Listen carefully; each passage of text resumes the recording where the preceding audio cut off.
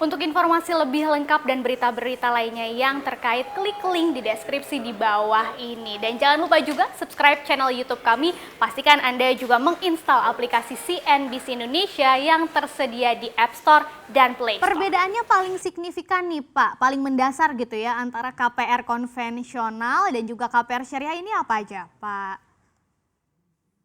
Oke, jadi kalau mungkin saya bisa sampaikan secara umum gitu ya, perbedaannya adalah kalau KPR di bank konvensional itu pada dasarnya adalah transaksi pinjam meminjam uang, di mana kemudian nasabah itu kemudian melakukan kewajibannya untuk membayar uang yang dipinjam beserta dengan bunga. Dalam hal ini bunga itu adalah tambahan dari hutang yang diberikan oleh bank kepada nasabah.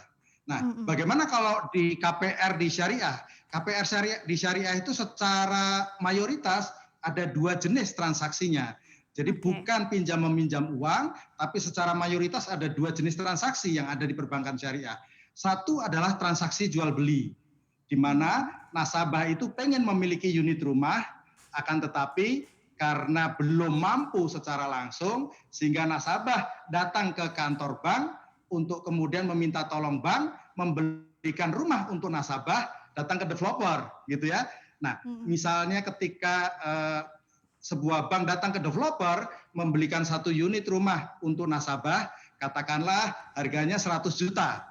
Nah, rumah yang harganya 100 juta tersebut kemudian diberikan kepada nasabah 100 juta ditambah margin misalnya 20 juta. Sehingga nasabah itu akan membayar angsuran kepada bank itu sejumlah 120 juta. Nah, itu transaksi jual beli. Tenornya atau jangka pembiayaannya disepakati oleh bank maupun kepada nasabah juga. Dan itu bisa 10 tahun atau 15 tahun tergantung dari kemampuan dari nasabah. Itu yang pertama. Kemudian transaksi yang paling umum juga di perbankan syariah yang kedua itu sebetulnya adalah transaksi kemitraan atau kongsi, di mana nasabah sebetulnya pengen membeli rumah, akan tetapi hanya mempunyai dana yang tidak cukup, dana yang relatif sedikit. Katakanlah dari rumah yang harganya 100 juta, nasabah baru punya 10 juta misalnya. Nah, dari situ terus kemudian nasabah datang ke bank untuk mengajak kemitraan atau berkongsi untuk kemudian membeli satu unit rumah dari developer misalnya.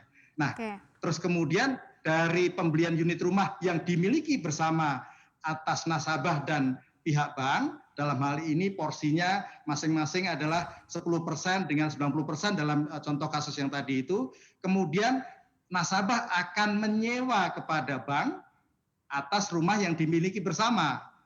Nah, terus kemudian nasabah itu akan membayar kewajibannya beserta uang sewanya selama jangka waktu yang ditentukan, apakah 10 tahun, ataukah 15 tahun, atau bahkan 5 tahun.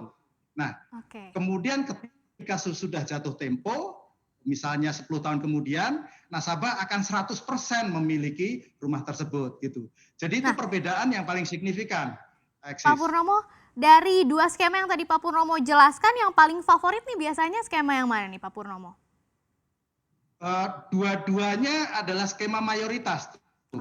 Jadi tergantung dari nasabah. Situasi keuangannya nasabah itu apakah dia lebih pas untuk transaksi jual beli, dalam hal ini memakai akadnya adalah akad murabahah, atau kemudian transaksinya kemitraan atau kongsi. Kalau di bank syariah namanya akad MMQ. Tapi secara umum kita bisa bilang bahwa hampir 40% dan 40% masing-masing, atau bahkan 45% dan 45% yang memakai akadnya itu adalah jual beli, ada juga yang akadnya adalah kemitraan gitu.